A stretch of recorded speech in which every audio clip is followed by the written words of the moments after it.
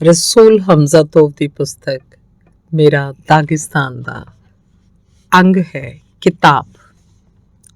खुले दिल दे पन्ने ਜਿਹਦੇ ਪੁਸਤਕ ਨੂੰ ਪਿਆਰ ਕਰੇ ਤੇਰੀ ਹੀ ਉਡੀਕ ਕੇ ਉਹਨੂੰ ਕਦੇ ਨਾ ਧੋਖਾ ਦਿੰਦੀ ਏ ਭਾਵੇਂ ਤੂੰ ਹੀ ਧਨੀ ਖਾਨ ਜਾਂ ਨਿਰਧਨ ਤੇ ਕੰਗਾਲ ਸਹੀ ਹਰ ਹਾਲਤ 'ਚ ਵਫਾਦਾਰ ਏ ਨਜ਼ਰ ਫੇਰ ਨਾ ਲੈਂਦੀ ਏ।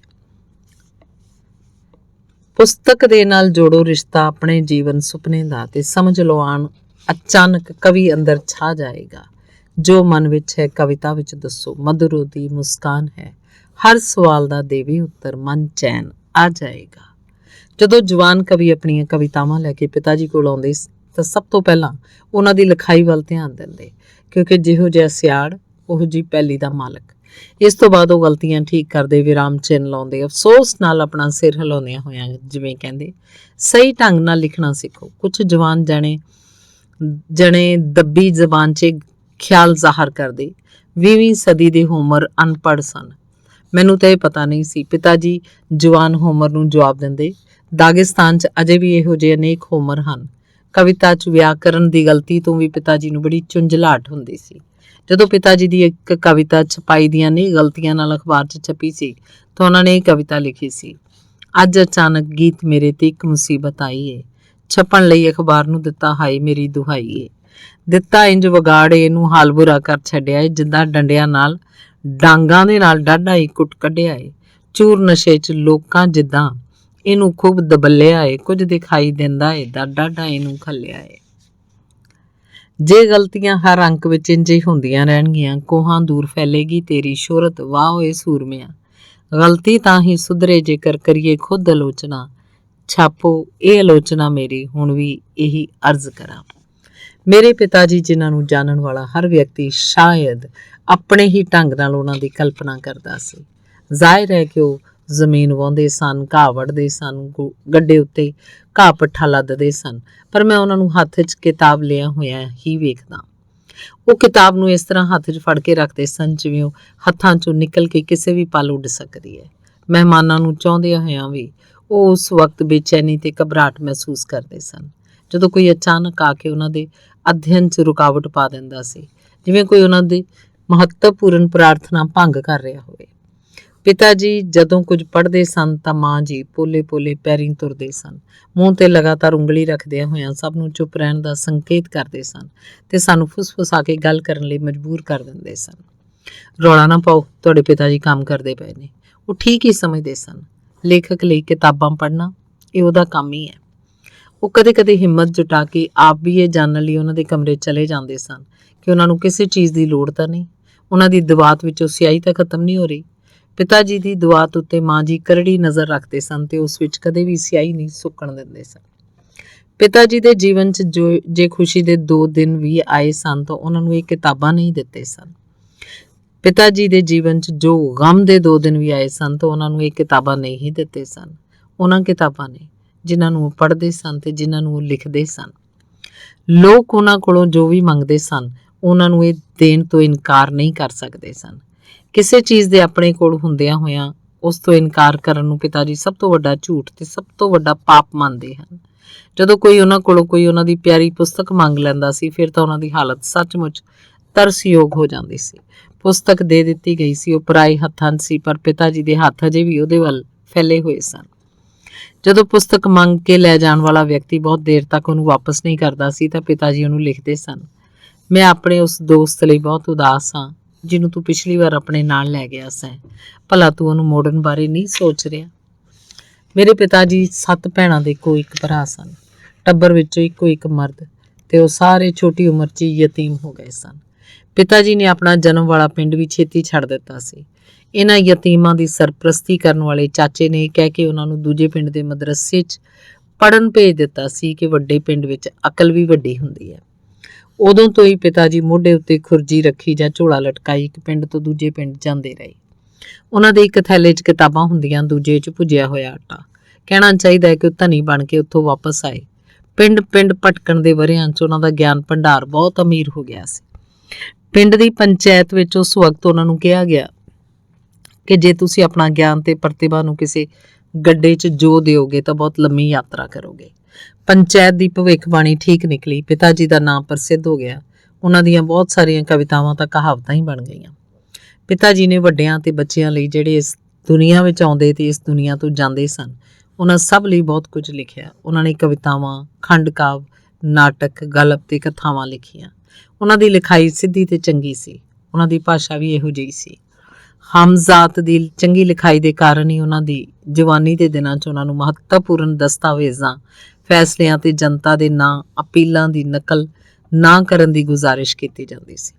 ਉਹ ਵੱਖੋ-ਵੱਖ ਲਿਪੀਆਂ, ਅਰਬੀ, ਲਾਤੀਨੀ ਤੇ ਰੂਸੀ ਦੀ ਵਰਤੋਂ ਕਰਦੇ ਸਨ। ਉਹ ਸੱਜਿਓਂ ਖੱਬੇ, ਖੱਬਿਓਂ ਸੱਜੇ ਲਿਖਦੇ ਸਨ।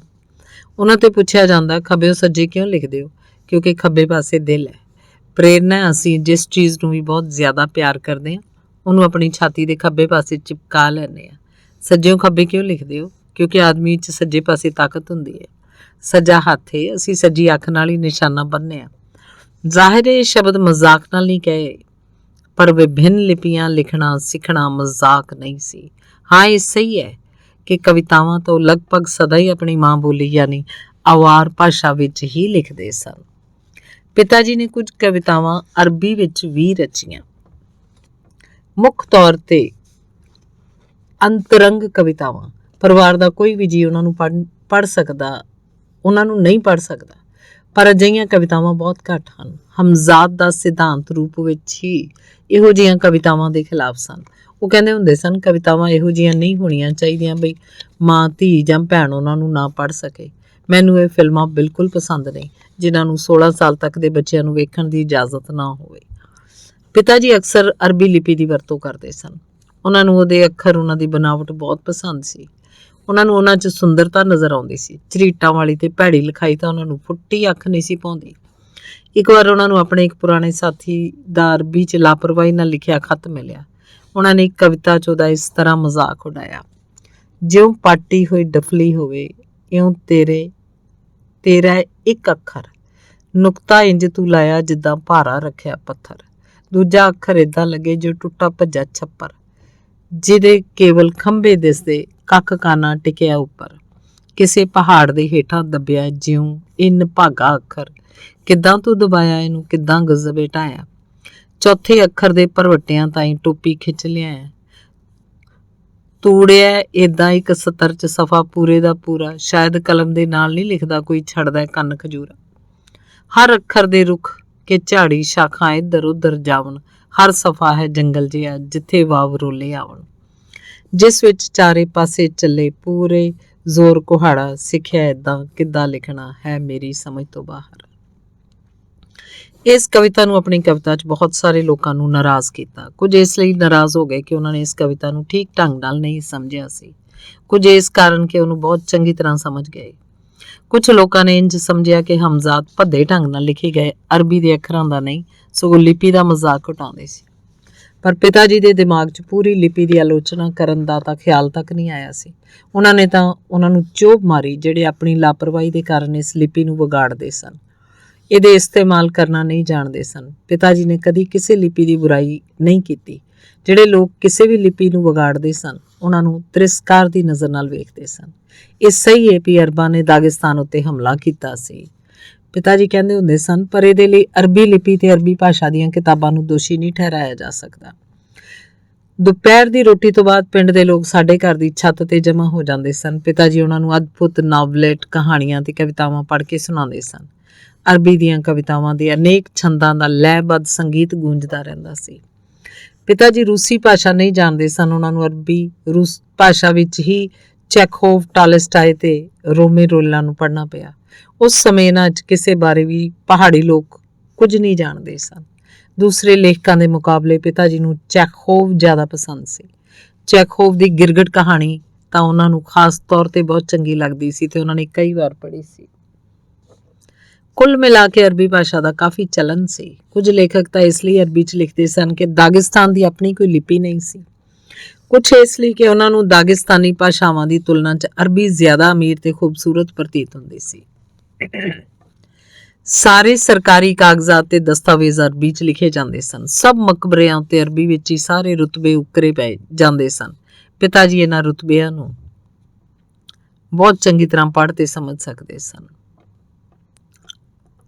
ਬਾਅਦ ਵਿੱਚ ਇਹੋ ਜਿਹੇ ਸਾਲ ਆਏ ਜਦੋਂ ਅਰਬੀ ਭਾਸ਼ਾ ਨੂੰ ਬੁਰਜੂਆ ਰਹਿੰਦ ਖੂੰਹਦ ਵਜੋਂ ਐਲਾਨ ਕੀਤਾ ਗਿਆ। ਅਰਬੀ 'ਚ ਲਿਖਣ ਤੇ ਪੜ੍ਹਨ ਵਾਲੇ ਲੋਕਾਂ ਨੂੰ ਬਹੁਤ ਨੁਕਸਾਨ ਪਹੁੰਚਿਆ, ਪੁਸਤਕਾਂ ਨੂੰ ਵੀ ਜੀ ਬਹੁਤ ਨੁਕਸਾਨ ਪਹੁੰਚਿਆ। ਦਾਗਿਸਤਾਨ 'ਚ ਜਾਗਰਤੀ ਲਿਆਉਣ ਵਾਲਿਆਂ ਗਿਆਨ ਪ੍ਰਚਾਰਕਾਂ ਅਲੀ ਬੇਗ ਤਾਖੋਦੀ ਤੇ ਜਲਾਲ ਕੋਰਕਮਾਸੋਵ ਵੱਲੋਂ ਬਹੁਤ ਮਿਹਨਤ ਨਾਲ ਜਮ੍ਹਾਂ ਕੀਤੀਆਂ ਗਈਆਂ ਪੂਰੀਆਂ ਦੀਆਂ ਪੂਰੀਆਂ ਲਾਇਬ੍ਰੇਰੀਆਂ ਨੂੰ ਨਸ਼ਟ ਕਰ ਦਿੱਤਾ ਗਿਆ। ਜਲਾਲ ਨੇ ਸੋਰਬਨਾ ਵਿੱਚ ਸਿੱਖਿਆ ਪ੍ਰਾਪਤ ਕੀਤੀ ਸੀ। ਉਹ 12 ਭਾਸ਼ਾ ਜਾਣਦੇ ਸਨ। ਅਨਾਤੋਲ ਫਰਾਂਸ ਨਾਲ ਉਹਨਾਂ ਦੀ ਦੋਸਤੀ ਸੀ। ਪਹਾੜੀ ਪਿੰਡਾਂ 'ਚੋਂ ਪੁਰਾਣੀਆਂ ਕਿਤਾਬਾਂ ਜਮ੍ਹਾਂ ਕਰਦੇ ਸਨ। ਉਹਨਾਂ ਦੇ ਬਦਲੇ ਹਥਿਆਰ, ਘੋੜਾ ਤੇ ਗਊ ਤੇ ਬਾਅਦ ਵਿੱਚ ਮੁੱਠੀ ਭਰ ਆਟਾ ਤੇ ਕੱਪੜੇ ਦਾ ਟੁਕੜਾ ਦਿੰਦੇ ਸਨ। ਬਹੁਤ ਸਾਰੇ ਖਰੜੇ ਵੀ ਗੁਆਚ ਗਏ।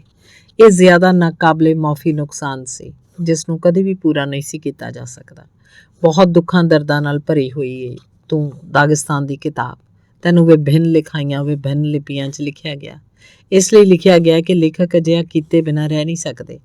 ਉਹਨਾਂ ਨੇ ਇਹਨੂੰ ਬੇਗਰਜ਼ ਭਾਵਨਾ ਨਾਲ ਲਿਖਿਆ, ਬਦਲੇ 'ਚ ਕਿਸੇ ਤਰ੍ਹਾਂ ਦੇ ਮਿਹਨਤਾਨੇ ਦੀ ਮੰਗ ਨਹੀਂ ਕੀਤੀ। ਇਨਕਲਾਬ ਨੇ ਇਸ ਪੁਸਤਕ ਦਾ ਪ੍ਰਕਾਸ਼ਨ ਕੀਤਾ। ਲਾਲ ਪਰਬਤ ਅਖਬਾਰ ਨਿਕਲਣ ਲੱਗਾ, ਜਿਹਨੂੰ ਬਾਅਦ 'ਚ ਪਹਾੜੀਆਂ ਤੇ ਬਾਲਸ਼ਵਿਕ ਪਹਾੜੀਆਂ ਨਾਂ ਦਿੱਤਾ ਗਿਆ। ਇਸੇ ਅਖਬਾਰ 'ਚ ਸਭ ਤੋਂ ਪਹਿਲਾਂ ਮੇਰੇ ਪਿਤਾ ਜੀ ਦੀਆਂ ਕਵਿਤਾਵਾਂ ਛਪੀਆਂ। ਉਹਨਾਂ ਨੇ ਇਸ ਅਖਬਾਰ ਨਾਲ ਕਈ ਵਰ੍ਹੇ ਤੱਕ ਨਾ ਸਿਰਫ ਸਹਿਯੋਗ ਹੀ ਕੀਤਾ, ਸਗੋਂ ਉਹ ਇਹਦੇ ਸਕੱਤਰ ਵਜੋਂ ਕੰਮ ਵੀ ਕਰਦੇ ਰਹੇ। ਉਦੋਂ ਮੈਨੂੰ ਇਸ ਗੱਲ ਦੀ ਹੈਰਾਨੀ ਹੁੰਦੀ ਸੀ ਕਿ ਅਖਬਾਰ ਇੰਨੀ ਛੇਤੀ ਕਵਿਤਾਵਾਂ ਛਾਪ ਦਿੰਦਾ ਸੀ। ਵਾਕਈ ਮੈਂ ਹੈਰਾਨ ਹੋਏ ਬਿਨਾਂ ਰਹਿ ਵੀ ਨਹੀਂ ਸਕਦਾ ਸੀ। ਕਾਰਨ ਇਹ ਕਿ ਪਿਤਾ ਜੀ ਨੇ ਇੱਕ ਦਿਨ ਪਹਿਲਾਂ ਜਿਹੜੀਆਂ ਕਵਿਤਾਵਾਂ ਮੇਰੇ ਸਾਹਮਣੇ ਲਿਖੀਆਂ ਹੁੰਦੀਆਂ ਸੀ, ਅਗਲੇ ਦਿਨ ਉਹਨਾਂ ਨੂੰ ਅਖਬਾਰ 'ਚ ਪੜ੍ਹਿਆ ਜਾ ਸਕਦਾ ਸੀ। ਬਾਅਦ 'ਚ ਕਵਿਤਾਵਾਂ ਪੁਸਤਕ ਦਾ ਰੂਪ ਲੈ ਲੈਂਦੀਆਂ। ਮੋਟੀਆਂ-ਮੋਟੀਆਂ 4 ਜਿਲਦਾਂ 'ਚ ਪਿਤਾ ਜੀ ਦਾ ਸਾਰਾ ਜੀਵਨ, ਉਹਨਾਂ ਦੀ ਪੂਰੀ ਸਿਰਜਣਾ ਦਾ ਸੰਗ੍ਰਹਿ ਕੀਤਾ ਹੋਇਆ। ਪਿਤਾ ਜੀ ਦਾ ਉਹਨਾਂ ਦੇ ਅਧਿਐਨ ਕਮਰੇ 'ਚ ਉਹਨਾਂ ਦੀਆਂ ਪੁਸਤਕਾਂ, ਕਲਮਾਂ, ਪੈਨਸਲਾਂ, ਲਿਖੇ ਹੋਏ ਤੇ ਬਿਨਾਂ ਲਿਖੇ ਹੋਏ ਕਾਗਜ਼ਾਂ ਦੇ ਕੋਲ ਹੀ, ਜਿਨ੍ਹਾਂ ਨੂੰ ਲਿਖ ਨਹੀਂ ਸਕੇ, ਦੇਹਾਂਤ ਹੋਇਆ। ਖੈਰ ਕੋਈ ਗੱਲ ਨਹੀਂ, ਕੋਈ ਹੋਰ ਲੋਕ ਉਹਨਾਂ ਕਾਗਜ਼ਾਂ ਨੂੰ ਲਿਖ ਦੇਣਗੇ। ਦਾਗਿਸਤਾਨ ਹੁਣ ਸਿੱਖਿਆ ਪ੍ਰਾਪਤ ਕਰ ਰਿਹਾ, ਦਾਗਿਸਤਾਨ ਪੜ੍ਹਦਾ ਹੈ, ਦਾਗਿਸਤਾਨ ਲਿਖਦਾ ਹੈ। ਹੁਣ ਮੈਂ ਤੁਹਾਨੂੰ ਇਹ ਦੱਸਦਾ ਕਿ ਖੁਦ ਮੈਂ ਕਿਵੇਂ ਲਿਖਣਾ ਸਿੱਖਿਆ। ਇਹ ਕਹਿਣਾ ਜ਼ਿਆਦਾ ਠੀਕ ਹੋਏਗਾ ਕਿ ਕਿਵੇਂ ਮੈਨੂੰ ਪੜ੍ਹਨਾ ਲਿਖਣਾ ਸਿੱਖਣ ਲਈ ਮਜਬੂਰ ਕੀਤਾ ਗਿਆ। ਉਦੋਂ ਮੈਂ 5 ਸਾਲਾਂ ਦਾ ਸੀ। ਸਾਰਾ ਦਾਗਿਸਤਾਨ ਹੀ ਪੜ੍ਹਨ ਲਿਖਣ ਲੱਗ ਪਿਆ ਸੀ। ਇੱਕ ਤੋਂ ਮਗਰੋਂ ਦੂਜਾ ਸਕੂਲ ਤੇ ਕਾਲਜ ਤੇ ਤਕਨੀਕੀ ਕਾਲਜ ਖੁੱਲ੍ਹਦੇ ਜਾ ਰਹੇ ਸਨ। ਬੱਚੇ ਤੇ ਬੁੱਢੇ, ਔਰਤਾਂ ਤੇ ਮਰਦ ਸਾਰੇ ਪੜ੍ਹਦੇ ਸਨ। ਨਿਰੱਖਰਤਾ ਕਾਇਦਾ ਪਹਿਲੀ ਕਾਪੀ ਵੀ ਯਾਦ ਹੈ, ਜਿਹੜੀ ਪਿਤਾ ਜੀ ਨੇ ਮੈਨੂੰ ਖਰੀਦ ਕੇ ਦਿੱਤੀ ਸੀ। ਉਹ ਖੁਦ ਪਿੰਡ-ਪਿੰਡ ਜਾ ਕੇ ਲੋਕਾਂ ਨੂੰ ਪੜ੍ਹਨ ਦੀ ਅਪੀਲ ਕਰਦੇ ਸਨ। ਨਵੀਂ ਲਿਪੀ ਸਾਹਮਣੇ ਆਈ। ਪਿਤਾ ਜੀ ਨੇ ਬੜੇ ਉਤਸ਼ਾਹ ਨਾਲ ਉਹਦਾ ਸਵਾਗਤ ਕੀਤਾ। ਉਹਨਾਂ ਨੂੰ ਹਮੇਸ਼ਾ ਇਸ ਗੱਲ ਦਾ ਅਫਸੋਸ ਹੁੰਦਾ ਰਹਿੰਦਾ ਸੀ ਕਿ ਲਿਪੀ ਨਾ ਹੋਣ ਕਾਰਨ ਦਾਗਿਸਤਾਨ ਮਹਾਨ ਰੂਸੀ ਸੱਭਿਆਚਾਰ ਨਾਲੋਂ ਕੱਟਿਆ ਹੋਇਆ ਹੈ। ਉਹ ਕਹਿੰਦੇ ਹੁੰਦੇ ਸਨ, ਦਾਗਿਸਤਾਨ ਸਾਡੇ ਮਹਾਨ ਦੇਸ਼ ਦਾ ਅੰਗ ਹੈ। ਉਹਦੇ ਲਈ ਜਾਣਨਾ, ਪੂਰੀ ਮਾਨਵ ਜਾਤੀ ਨੂੰ ਜਾਣਨਾ ਹੈ। ਉਹਦੇ ਜੀਵਨ ਦੀ ਪੁਸਤਕ ਪੜ੍ਹਨਾ, ਉਹਦੀ ਲਿਖਾਈ ਨੂੰ ਸਮਝਣਾ, ਪਛਾਣਨਾ ਜ਼ਰੂਰੀ ਹੈ। ਨਵਾਂ ਪੱਥ, ਨਵੀਂ ਰੋਸ਼ਨੀ, ਨਵੇਂ ਲੋਕ, ਇਹ ਸਨ ਉਹਨਾਂ ਦਿਨਾਂ ਦੇ ਨਾਅਰੇ। ਵਕਤ ਦੀ ਇਸ ਪੁਕਾਰ ਉੱਤੇ ਪਿਤਾ ਜੀ ਨੇ ਆਪਣੇ ਬੱਚਿਆਂ ਨੂੰ ਵੀ ਅਗਾਂਹ ਭੇਜਿਆ। ਨਵੇਂ ਜੀਵਨ ਲਈ ਆਪਣਾ ਰਾਹ ਲੱਭਣਾ ਆਸਾਨ ਨਹੀਂ ਸੀ। ਨਵੇਂ ਜੀਵਨ ਦੇ ਰਾਹ ਤੇ ਪੱਥਰ ਸੁੱਟਣ ਵਾਲਿਆਂ ਦੀ ਗਿਣਤੀ ਬਹੁਤ ਸੀ। ਪਹਿਲਾਂ ਸਕੂਲ ਦੀਆਂ ਬਹੁਤ ਸਾਰੀਆਂ ਖਿੜਕੀਆਂ ਤੋੜੀਆਂ ਗਈਆਂ। ਸਿੱਖਿਆ ਤੇ ਗਿਆਨ ਪ੍ਰਚਾਰ ਦੇ ਦੁਸ਼ਮਣ ਇਹ ਕਹਿੰਦੇ ਸਨ ਕਿ ਇਹ ਭਲਾ ਕਿਹੋ ਜਿਹੀ ਦੁਨੀਆ ਜਿਸ 'ਚ ਆਜੜੀ ਕਿਤਾਬ ਪੜ੍ਹਦਾ ਤੇ ਆਟੇ ਦੀ ਚੱਕੀ ਦਾ ਮਾਲਕ ਪਾਠ ਤਿਆਰ ਕਰਦਾ। ਉਹਨਾਂ ਨੂੰ ਤਾਂ ਭੇਡਾਂ ਚਾਰਨੀਆਂ ਚਾਹੀਦੀਆਂ ਨੇ, ਆਟਾ ਪੀਣਾ ਚਾਹੀਦਾ ਹੈ। ਤੇ ਮੈਨੂੰ ਯਾਦ ਹੈ ਕਿਵੇਂ ਅਧਿਆਪਕ ਨੂੰ ਮਾਰਨ ਲਈ ਚਲਾਈ ਗਈ ਗੋਲੀ ਸਕੂਲ ਦੀ ਦੀਵਾਰ ਉੱਤੇ ਲਟਕੇ ਨਕਸ਼ੇ ਉੱਤੇ ਜਾ ਲੱਗੀ ਸੀ, ਤੇ ਕਿਵੇਂ ਇਸ ਸੰਬੰਧ 'ਚ ਪਿਤਾ ਜੀ ਨੇ ਸ਼ਬਦ ਕਹੇ ਸਨ, ਇਸ ਬਦਮਾਸ਼ ਨੇ ਇੱਕ ਹੀ ਗੋਲੀ ਨਾਲ ਤਕਰੀਬਨ ਸਾਰੀ ਦੁਨੀਆ ਨੂੰ ਹੀ ਛਾਨਣੀ ਕਰ ਦਿੱਤਾ ਹੈ। ਉਹਨਾਂ ਮੁੱਢਲੇ ਸਾਲਾਂ 'ਚ ਅਨੇਕ ਪਿੰਡਾਂ 'ਚ ਨਵੀਂ ਸਿੱਖਿਆ ਦਾ ਪੁਰਾਣੀ ਧਾਰਮਿਕ ਸਿੱਖਿਆ ਦੇ ਨਾਲ ਤਾਲਮੇਲ ਬਿਠਾਉਣ ਦੀ ਕੋਸ਼ਿਸ਼ ਕੀਤੀ ਗਈ। ਅਜਿਹਾ ਵੀ ਹੋਇਆ ਕਿ ਦੋਵੇਂ ਆਪਸ 'ਚ ਘੁਲ ਮਿਲ ਗਈਆਂ। ਇਹ ਪਤਾ ਕਰਨਾ ਮੁਸ਼ਕਿਲ ਸੀ ਕਿ ਕਿੱਥੇ ਦੁਕਾਨ ਹੈ, ਕਿੱਥੇ ਬਾਜ਼ਾਰ, ਕਿੱਥੇ ਅਲੀ ਹੈ, ਕਿੱਥੇ ਉਮਰ। ਮੇਰੇ ਵੱਡੇ ਭਰਾ ਨੌਜਵਾਨਾਂ ਦੇ ਸਕੂਲ 'ਚ ਪੜ੍ਹਨ ਜਾਂਦੇ ਸਨ। ਮੈਨੂੰ ਉਹਨਾਂ ਨਾਲ ਬੜੀ ਈਰਖਾ ਹੁੰਦੀ ਸੀ, ਪਰ ਕੁਝ ਵੀ ਨਹੀਂ ਸੀ ਕਰ ਸਕਦਾ। ਹਰ ਰੋਜ਼ ਬੜੀ ਬੇਚੈਨੀ ਨਾਲ ਉਹਨਾਂ ਦਾ ਇੰਤਜ਼ਾਰ ਕਰਦਾ ਸੀ। ਮੈਂ ਪੜ੍ਹਨ ਨੂੰ ਬਹੁਤ ਉਤਸੁਕ ਸਾਂ, ਪਰ ਉਦੋਂ ਮੈਂ ਅਜੇ 7 ਸਾਲ ਦਾ ਨਹੀਂ ਹੋਇਆ ਸੀ। ਇਸੇ ਸਮੇਂ ਪਿੰਡ ਵਿੱਚ ਉਹਨਾਂ ਲਈ ਸਕੂਲ ਖੁੱਲ੍ਹ ਗਿਆ, ਜਿਹੜੇ ਆਪਣੇ ਬੱਚਿਆਂ ਨੂੰ ਖੁੰਝੇ ਦੇ ਕਿਲੇ ਵਿੱਚ ਪੜ੍ਹਨ ਲਈ ਨਹੀਂ ਭੇਜਣਾ ਚਾਹੁੰਦੇ ਸੀ। ਇਹ ਅਰਧ ਧਾਰਮਿਕ ਸਕੂਲ ਸੀ। ਇਹਨੂੰ ਹਸਨ ਦਾ ਸਕੂਲ ਕਿਹਾ ਜਾਂਦਾ ਸੀ। ਹਸਨ ਤੇ ਕੈਦੀ। ਛਾਪੇਮਾਰਾਂ ਨੇ ਇੱਕ ਉਲਟ ਇਨਕਲਾਬੀ ਫੌਜੀ ਨੂੰ ਕੈਦ ਕਰ ਲਿਆ। ਉਹਨੂੰ ਰਖਵਾਲੇ ਦੀ ਨਿਗਰਾਨੀ 'ਚ ਮੁਸਲਿਮ ਅਤਾਯੇਬ ਤੇ ਫੌਜੀ ਦਫ਼ਤਰ ਵਿੱਚ ਪਹੁੰਚਾਉਣਾ ਸੀ। ਇਹ ਕੰਮ ਹਸਨ ਨੂੰ ਸੌਂਪਿਆ ਗਿਆ। ਸ਼ੁਰੂ 'ਚ ਤਾਂ ਸਭ ਕੁਝ ਠੀਕ ਰਿਹਾ, ਪਰ ਆਖਰ ਨਮਾਜ਼ ਅਦਾ ਕਰਨ ਦਾ ਵਕਤ ਹੋ ਗਿਆ। ਹਸਨ ਇੱਕ ਛੋਟੀ ਜਿਹੀ ਨਦੀ ਕੋਲ ਰੁਕ ਕੇ ਨਮਾਜ਼ ਪੜ੍ਹਨ ਲੱਗ ਪਿਆ। ਕੈਦੀ ਨੂੰ ਉਹਨੇ ਆਪਣੇ ਨੇੜੇ ਪੱਥਰ ਉੱਤੇ ਬਿਠਾ ਦਿੱਤਾ। ਕੈਦੀ ਨੇ ਉਹਨੂੰ ਬੇਨਤੀ ਕੀਤੀ ਕਿ ਉਹਦੇ ਹੱਥ ਖੋਲ ਦੇਵੇ ਤਾਂ ਕਿ ਉਹ ਵੀ ਨਮਾਜ਼ ਅਦਾ ਕਰ ਲਵੇ। ਹਸਨ ਨੇ ਹੈਰਾਨੀ ਨਾਲ ਪੁੱਛਿਆ, ਤੂੰ ਕਾਹਦੇ ਲਈ ਇਬਾਦਤ ਕਰਨੀ ਚਾਹੁੰਦਾ ਹੈ? ਤੂੰ ਤਾਂ ਸਫੈਦ ਗਾਰਡਾਂ ਦਾ ਸਾਥ ਦੇਣਾ ਪਿਆ। ਤੂੰ ਭਾਵੇਂ ਕਿੰਨੀਆਂ ਵੀ ਇਬਾਦਤਾਂ ਕਿਉਂ ਨਾ ਕਰ ਲੈ, ਹਰ ਹਾਲਤ 'ਚ ਜਹੰਨਮ 'ਚ ਹੀ ਜਾਏਗਾ। ਫਿਰ ਵੀ ਮੈਂ ਹਾਂ ਤਾਂ ਮੁਸਲਮਾਨ। ਮੁਸਲਿਮ ਅਤਾਯੇਬ ਨੇ ਤਾਂ ਮੇਰੇ ਉੱਤੇ ਰਹਿਮ ਨਹੀਂ ਕਰਨਾ, ਫੌਰਨ ਦੂਸਰੀ ਦੁਨੀਆ ਨੂੰ ਰਵਾਨਾ ਕਰ ਦੇਗਾ। ਇਸ ਲਈ ਮੈਨੂੰ ਆਖਰੀ ਵਾਰ ਅੱਲਾ ਦੀ ਇਬਾਦਤ ਕਰ ਲੈਣੀ ਚਾਹੀਦੀ ਹੈ। ਹਸਨ ਨੇ ਕਹਿੰਦਿਆਂ ਹੋਇਆਂ ਉਹਦੇ ਹੱਥ ਖੋਲ ਦਿੱਤੇ। ਤੂੰ ਤਾਂ ਸੋਵੀਅਤ ਸੱਤਾ ਨੂੰ ਕੋਸਦਾ ਸੈਂ। ਇਹ ਕਹਿੰਦਾ ਸੈਂ ਪਈ ਇਹ ਮੁਸਲਮਾਨਾਂ ਨੂੰ ਅੱਲਾ ਉੱਤੇ ਯਕੀਨ ਕਰਨ ਤੋਂ ਮਨਾ ਕਰਦੀ ਹੈ। ਹੁਣ ਤੂੰ ਕਿੰਨੀ ਵੀ ਚਾਹੇ ਜੀ ਭਰ ਕੇ ਇਬਾਦਤ ਕਰ ਸਕਣਾ ਹੈ। ਇਸ ਤੋਂ ਬਾਅਦ ਹਸਨ ਇਬਾਦਤ 'ਚ ਇੰਨਾ ਗੁਆਚ ਗਿਆ ਕਿ ਜਦੋਂ ਉਹਨੇ ਮੁੜ ਕੇ ਵੇਖਿਆ ਤਾਂ ਕੈਦੀ ਗਾਇਬ ਸੀ। ਉਹ ਭੱਜ ਗਿਆ। ਫਿਰ ਗੁੱਸੇ ਨਾਲ ਲਾਲ ਪੀਲਾ ਹੁੰਦਾ ਹਸਨ ਚੀਖਿਆ, ਅੱਲਾ ਤੇ ਇਨਕਲਾਬ ਦੀ ਕਸਮ ਖਾ ਕੇ ਕਹਿਣਾ ਵੀ ਮੈਂ ਤੈਨੂੰ ਹਰ ਹਾਲਤ ਢੂੰਡ ਕੇ ਫੜ ਲਾਂਗਾ। ਤੇ ਉਹਨੇ ਸੱਚਮੁੱਚ ਹੀ ਉਹਨੂੰ ਇੱਕ ਪਿੰਡ 'ਚ ਜਾ ਫੜਿਆ ਤੇ ਉੱਥੇ ਪਹੁੰਚਾ ਦਿੱਤਾ ਜਿੱਥੇ ਪਹੁੰਚਾਉਣਾ ਸੀ।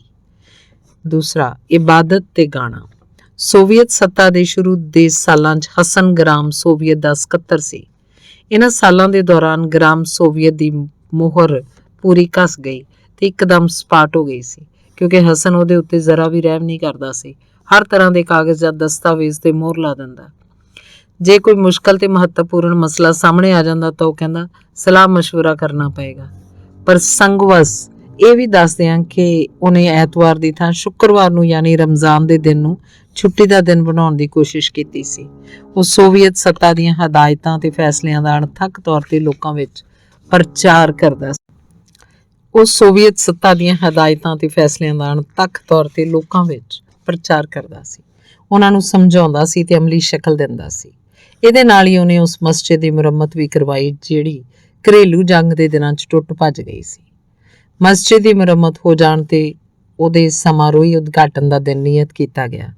ਇਸੇ ਸਮੇਂ ਉਸ ਇਲਾਕੇ 'ਚ ਸੱਭਿਆਚਾਰਕ ਕਾਮਿਆਂ, ਲੇਖਕਾਂ, ਚਿੱਤਰਕਾਰਾਂ, ਕਲਾਕਾਰਾਂ, ਗਾਇਕਾਂ ਤੇ ਸੁਰਕਾਰਾਂ, ਸੰਗੀਤਕਾਰਾਂ ਦਾ ਇੱਕ ਵੱਡਾ ਦਲ ਆ ਗਿਆ। ਖੇਤਰੀ ਕੇਂਦਰ ਤੋਂ ਇਸ ਪੂਰੇ ਦਲ ਨੂੰ ਉਸ ਪਿੰਡ 'ਚ ਭੇਜ ਦਿੱਤਾ ਗਿਆ ਜਿੱਥੇ ਹਸਨ ਨੇ ਮਸਜਿਦ ਦੇ ਸਮਾਰੋਹੀ ਉਦਘਾਟਨ ਦੀ ਤਿਆਰੀ ਕੀਤੀ ਹੋਈ ਸੀ। ਪਿੰਡ 'ਚ ਮਹਿਮਾਨਾਂ ਦਾ ਜ਼ੋਰਦਾਰ ਸਵਾਗਤ ਕੀਤਾ ਗਿਆ। ਉਹਨਾਂ ਨੂੰ ਘੁੜ ਦੌੜਾਂ, ਕੁਸ਼ਤੀਆਂ ਤੇ ਕੁੱਕੜਾਂ ਦੀ ਲੜਾਈ ਵਿਖਾਈ ਗਈ। ਮਹਿਮਾਨ ਵੀ ਪਿੱਛੇ ਨਹੀਂ ਰਹੇ। ਉਹਨਾਂ 'ਚੋਂ ਕਿਸੇ ਨੇ ਭਾਸ਼ਣ ਦਿੱਤਾ, ਨੇੜ ਭਵਿੱਖ ਦੀਆਂ ਆਰਥਿਕ ਜ਼ਿੰਮੇਵਾਰੀਆਂ ਦੀ ਚਰਚਾ ਕੀਤੀ। ਫਿਰ ਉਹਨਾਂ ਨੇ ਕੰਸਰਟ ਪੇਸ਼ ਕੀਤਾ। ਕੰਸਰਟ ਜਦੋਂ ਆਪਣੇ ਪੂਰੇ ਰੰਗ 'ਚ ਸੀ ਤਾਂ ਮੁਅੱਜ਼ਿਨ ਨੇ ਮਸਜਿਦ ਦੀ ਮੀਨਾਰ ਤੇ ਚੜ੍ਹ ਕੇ ਬਾਂਗ ਦਿੱਤੀ। ਇਸ ਤਰ੍ਹਾਂ ਸੱਚੇ ਮੁਸਲਮਾਨ ਨੂੰ ਸ਼ਾਮ ਦੀ ਨਮਾਜ਼ ਲਈ ਬੁਲਾਇਆ। ਫਿਰ ਹਸਨ ਉੱਠ ਕੇ ਖੜਾ ਹੋਇਆ ਤੇ ਉਹਨੇ ਪ੍ਰਾਹੁਣਿਆਂ ਨੂੰ ਮੁਖਾਤਿਬ ਹੁੰਦਿਆਂ ਕਿਹਾ, ਬਹੁਤ ਸ਼ੁਕਰੀਆ ਵੀ ਤੁਸੀਂ ਸਾਨੂੰ ਇਹ ਇੱਜ਼ਤ ਬਖਸ਼ੀ ਤੇ ਇਹੋ ਜਿਹੇ ਅਹਿਮ ਦਿਨ ਦੇ ਉਦਘਾਟਨ ਦੇ ਦਿਨ ਇੱਥੇ ਤਸ਼ਰੀਫ ਲਿਆਏ ਹੋ। ਕੰਸਰਟ ਲਈ ਵੀ ਸ਼ੁਕਰੀਆ। ਹੁਣ ਅਸੀਂ ਨਮਾਜ਼ ਪੜ੍ਹਨ ਜਾਂਦੇ ਹਾਂ।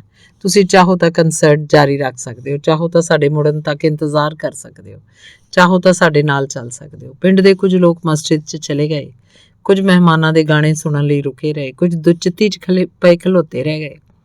ਉਹਨਾਂ ਦੀ ਸਮਝ 'ਚ ਇਹ ਨਹੀਂ ਸੀ ਆ ਰਿਹਾ ਕਿ ਕੀ ਕਰਨ। ਮਹਿਮਾਨ ਵੀ ਉਲਝਣ 'ਚ ਪੈ ਗਏ, ਪਰ ਬਾਅਦ 'ਚ ਛੱਤ ਉੱਤੇ ਜੋ ਇੱਕ ਤਰ੍ਹਾਂ ਮੰਚ ਦਾ ਕੰਮ ਦੇ ਰਹੀ ਸੀ, ਪ੍ਰਸਿੱਧ ਗਾਇਕ ਅਰਾਸ਼ੀਲ ਉਮਾਰ, ਗਾਜ਼ੀ ਮੁਹੰਮਦ ਤੇ ਕੇਗੇਰ ਦੀ ਗਾਇਕਾ ਪਾਤੀਮਾਤ ਸਾਹਮਣੇ ਆਏ। ਦੋ ਮਰਦਾਨਾ ਸਮੂਰੀ ਟੋਪੀਆਂ, ਇੱਕ ਦੁਪੱਟਾ, ਦੋ ਪੰਦੂਰੇ ਤੇ ਇੱਕ ਖੰਜੜੀ ਤੇ ਪਰਬਤਾਂ ਉੱਤੇ ਇੱਕ ਨਵਾਂ ਗਾਣਾ ਗੂੰਜ ਉੱਠਿਆ। ਇਹ ਗਾਣਾ ਲੈਨਿਨ, ਲਾਲ ਸਤਾਰੇ ਤੇ ਦਾਗਿਸਤਾਨ ਦੇ ਬਾਰੇ ਸੀ। ਉਹ ਕਦੇ ਪੰਦੂਰੇ ਤੇ ਖੰਜੜੀ ਨੂੰ ਸਿਰ ਤੋਂ ਉੱਚਾ ਚੁੱਕ ਕੇ ਤੇ ਕਦੇ ਉਹਨਾਂ ਨੂੰ ਛਾਤੀ ਲਾ ਕੇ ਗਾਉਂਦੇ। ਇਸ ਗਾਣੇ ਨੂੰ ਸੁਣ ਕੇ ਨਮਾਜ਼ ਪੜ੍ਹਨ ਵਾਲੇ ਕੁਝ ਮਸਜਿਦ 'ਚੋਂ ਬਾਹਰ ਆ ਗਏ ਤੇ ਕੁਝ ਇਹ ਤੋਂ ਉਲਟ ਮਸਜਿਦ 'ਚ ਚਲੇ ਗਏ। ਇਹ ਦਿਲਚਸਪ ਘਟਨਾ ਹਸਨ ਦੇ ਪਿੰਡ ਅੱਜ ਤੱਕ ਸੁਣਾਈ ਜਾਂਦੀ ਹੈ। ਸੱਭਿਆਚਾਰਕ ਕਾਮਿਆਂ ਦੇ ਦਲ ਵਿੱਚ ਮੇਰੇ ਪਿਤਾ ਹਮਜ਼ਾਦ ਤਸਾਦਾਸਾ ਵੀ ਸਨ ਤੇ ਉਹਨਾਂ ਅੱਗੇ ਘੋੜੇ ਉੱਤੇ ਮੈਂ ਬੈਠਾ ਸੀ। ਉਸ ਵਕਤ ਕੁਝ ਵੀ ਨਹੀਂ ਸਮਝਦਾ ਸੀ। ਪਿੰਡ ਤੋਂ ਵਿਦਾ ਲੈਣ ਵੇਲੇ ਮਹਿਮਾਨਾਂ ਨੇ ਗ੍ਰਾਮੋਫੋਨ ਤੇ ਲਾਊਡ ਸਪੀਕਰ ਭੇਟ ਕੀਤਾ। ਲਾਊਡ ਸਪੀਕਰ ਤੇ ਹਸਨ। ਮੈਨੂੰ ਇਹ ਪਤਾ ਨਹੀਂ ਕਿ ਕਿਹਨੇ ਇਉਂ ਕਰਨ ਦਾ ਹੁਕਮ ਦਿੱਤਾ ਸੀ, ਸ਼ਾਇਦ ਖੁਦ ਹਸਨ ਨਹੀਂ, ਪਰ ਮਹਿਮਾਨਾਂ ਵੱਲੋਂ ਭੇਟ ਕੀਤੇ ਗਏ ਲਾਊਡ ਸਪੀਕਰ ਨੂੰ ਮਸਜਿਦ ਕੋਲ ਟੈਲੀਫੋਨ ਦੇ ਖੰਭੇ ਤੇ ਲਟਕਾ ਦਿੱਤਾ ਗਿਆ ਸੀ। ਪਿੰਡ 'ਚ ਹੁਣ ਸਵੇਰ ਤੋਂ ਸ਼ਾਮ ਤੱਕ ਰੇਡੀਓ ਦਾ ਪ੍ਰੋਗਰਾਮ ਚੱਲਦਾ ਰਹਿੰਦਾ।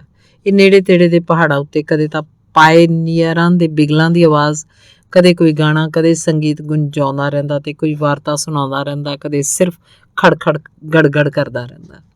ਕਦੇ-ਕਦੇ ਮਸਜਿਦ ਦੀ ਮੀਨਾਰ ਤੋਂ ਮੁਅੱਜ਼ਿਨ ਦੀ ਬਾਂਗ ਤੇ ਰੇਡੀਓ ਦੀ ਆਵਾਜ਼ ਆਪਸ 'ਚ ਘੁਲ ਮਿਲ ਜਾਂਦੀਆਂ ਤੇ ਉਸ ਵਕਤ ਕੁਝ ਵੀ ਸਮਝ ਸਕਣਾ ਅਸੰਭਵ ਸੀ।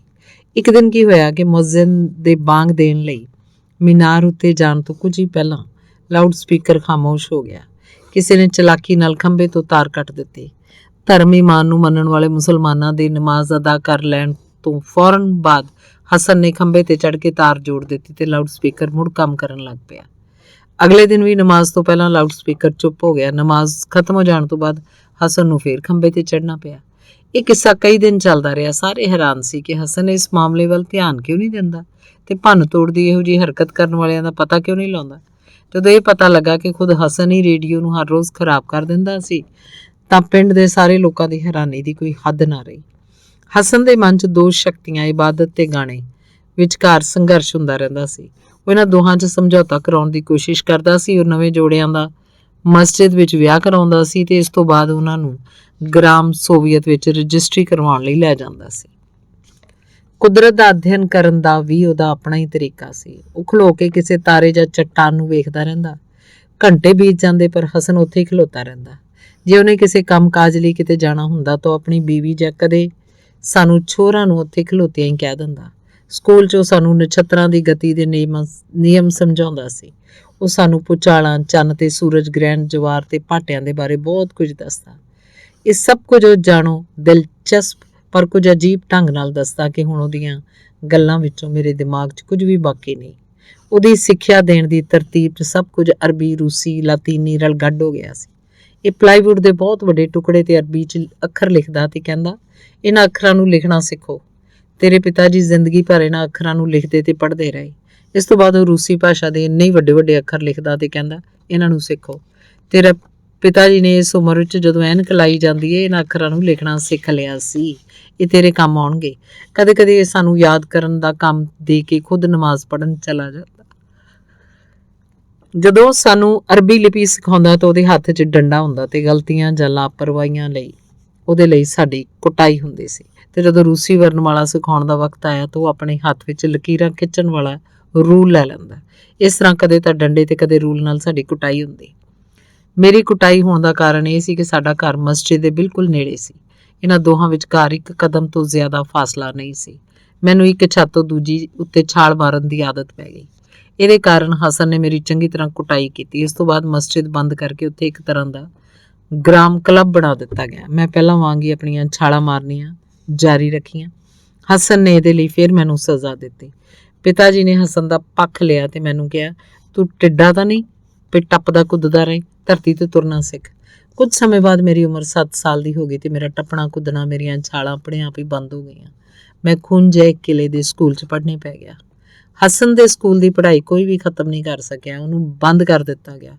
ਹਸਨ ਸਮੂਹਿਕ ਫਾਰਮ ਵਿੱਚ ਕੰਮ ਕਰਨ ਲੱਗ ਪਿਆ।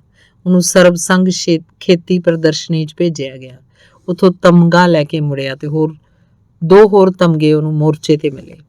ਯੁੱਧ ਤੋਂ ਮਗਰੋਂ ਕਹਿੰਦਾ ਹੁੰਦਾ ਸੀ, ਮੈਂ ਭਾਵੇਂ ਕਿਸੇ ਥਾਂ ਵੀ ਕਿਉਂ ਨਾ ਰਹਾਂ, ਹਰ ਹਾਲਤ 'ਚ ਇੱਥੋਂ ਤੱਕ ਕਿ ਪੂਰੇ ਯੁੱਧ ਦੇ ਦੌਰਾਨ ਬਾਕਾਇਦਾ ਤੌਰ ਤੇ ਨਮਾਜ਼ ਪੜ੍ਹਦਾ ਰਿਹਾ। ਜੇ ਮੈਂ ਇਉਂ ਨਾ ਕਰਦਾ ਤਾਂ ਭਲਾ ਜਿਉਂਦਾ ਜਾਗਦਾ ਤੇ ਪੂਰੀ ਤਰ੍ਹਾਂ ਸਹੀ ਸਲਾਮਤ ਘਰ ਵਾਪਸ ਆ ਸਕਦਾ ਸੀ। ਥੋੜੇ ਸ਼ਬਦਾਂ 'ਚ ਕਿ ਹਸਨ ਜਿਹੋ ਜਿਹਾ ਸੀ ਅਜੇ ਵੀ ਉਹੋ ਜਿਹਾ ਹੀ ਹੈ। ਹੁਣ ਉਹ ਆਵਾਰ ਖਾਨ ਸੁਰਾਕਾਤ ਦੇ ਬਾਰੇ ਸਮੱਗਰੀ ਜਮ੍ਹਾਂ ਕਰ ਰਿਹਾ। ਉਹ ਪਹਿਲਾਂ ਵਾਂਗ ਹੀ ਖੁਸ਼ ਮਿਜਾਜ਼, ਬੇਹੱਦ ਇਮਾਨਦਾਰ, ਬੇਸ਼ੱਕ ਕੁਝ ਸਨਕੀ ਆਦਮੀ ਹੈ। ਜਦੋਂ ਕਦੇ ਮੈਂ ਆਪਣੇ ਪਿੰਡ ਜਾਂਦਾ ਤਾਂ ਉਹਨੂੰ ਜ਼ਰੂਰ ਮਿਲਦਾ ਕਿਉਂਕਿ ਉਹਨੂੰ ਆਪਣਾ ਪਹਿਲਾ ਅਧਿਆਪਕ ਮੰਨਦਾ। ਮੈਨੂੰ ਆਮ ਸਕੂਲ ਵਿੱਚ ਆਪਣਾ ਦੂਜਾ ਅਧਿਆਪਕ ਵੀ ਯਾਦ ਹੈ। ਉਹ ਸਾਨੂੰ ਹਰ ਰੋਜ਼ ਆਪਣੇ ਬਾਰੇ ਕਥਾ ਕਹਾਣੀਆਂ ਸੁਣਾਉਂਦਾ ਰਹਿੰਦਾ ਸੀ। ਹੁਣ ਤਾਂ ਮੈਂ ਗੱਲ ਚੰਗੀ ਤਰ੍ਹਾਂ ਸਮਝਦਾ ਕਿ ਉਹ ਅਸਲੀ ਆਵਾਰ ਮਿਊਨਖਹਾਊਜ਼ਨ ਸੀ। ਬੈਰਨ ਮਿਊਨਖਹਾਊਜ਼ਨ ਜਰਮਨ ਸਾਹਿਤ ਦੀਆਂ ਅਨੇਕ ਰਚਨਾਵਾਂ ਦਾ ਵਿਸ਼ਵ ਪ੍ਰਸਿੱਧ ਤੇ ਝੂਠ ਬੋਲਣ ਵਾਲਾ ਪਾਤਰ ਹੈ।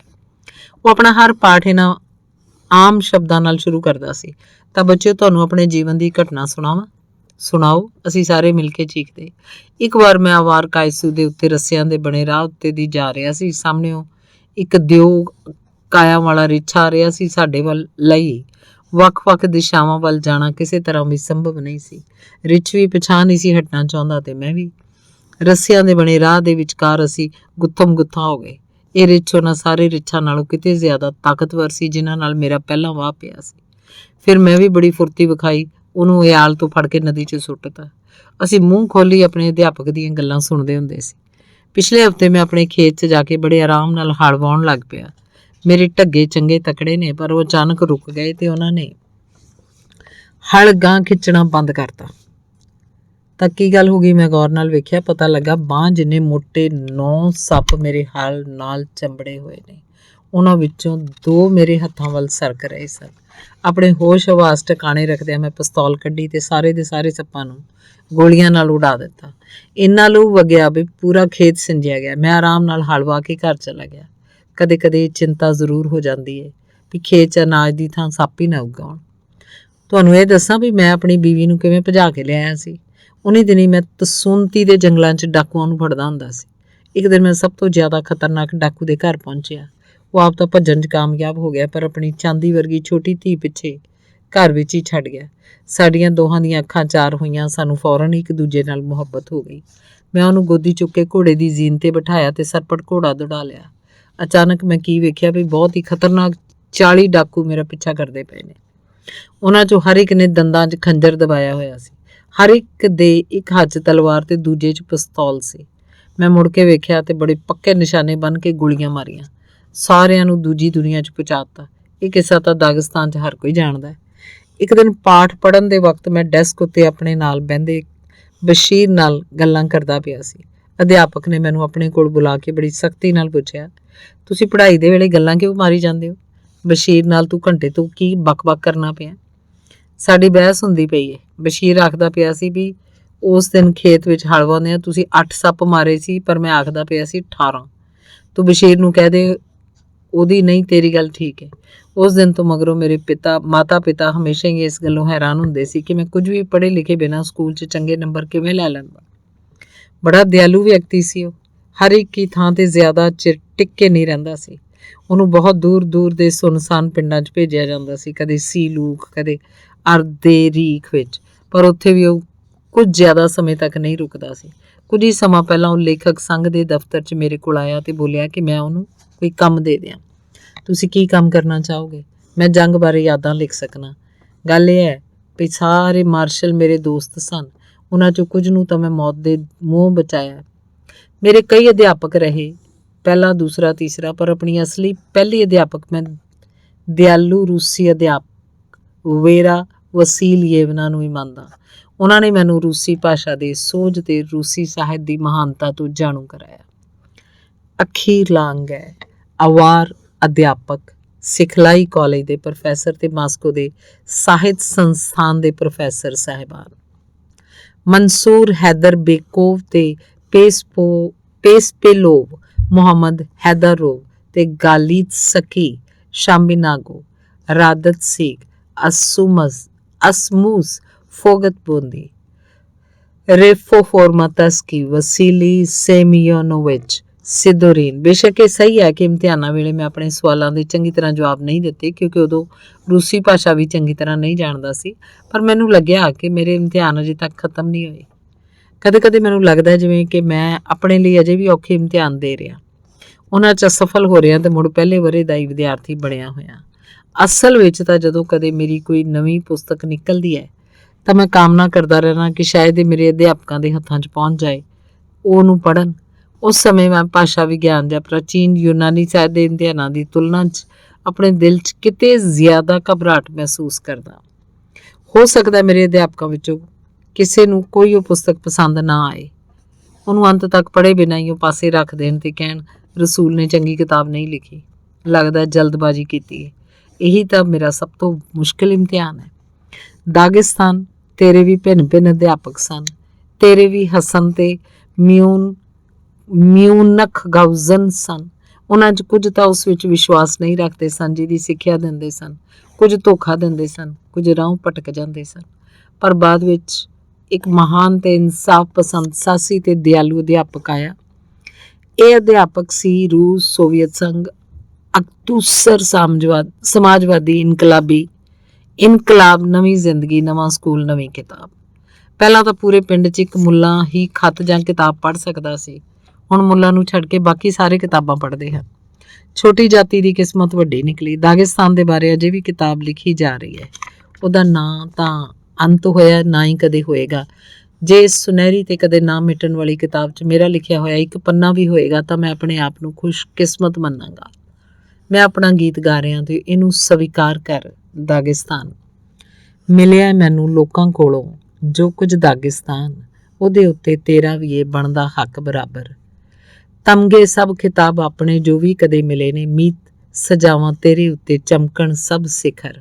ਆਪਣੇ ਸਭ ਕਸੀਦੇ ਲਿਖੇ ਤੈਨੂੰ ਭੇਟ ਕਰਾਂ, ਸ਼ਬਦ ਪਰੋ ਕੇ ਜੋ ਬਣਾਏ ਸਭੇ ਨਜ਼ਮੋ ਨਸਰ। ਮੈਨੂੰ ਤਾਂ ਤੂੰ ਦੇ ਦੇ ਆਪਣਾ ਜੰਗਲਾਂ ਦਾ ਲਬਾਦਾ, ਬਰਫ਼ ਢਕੀਆਂ ਚੋਟੀਆਂ ਦੀ ਦੇ ਦੇ ਟੋਪੀ ਸੁੰਦਰ। ਤਾਂ ਬਸ ਹੁਣ ਕਲਮ ਰੱਖਦਾ, ਸਾਡੇ ਵਿਛੜਨ ਦਾ ਸਮਾਂ ਆ ਗਿਆ। ਜੇ ਅੱਲਾ ਨੇ ਚਾਹਿਆ ਤੇ ਫਿਰ ਮਿਲਾਂਗੇ। ਧੰਨਵਾਦ। ਸਮਾਪਤ।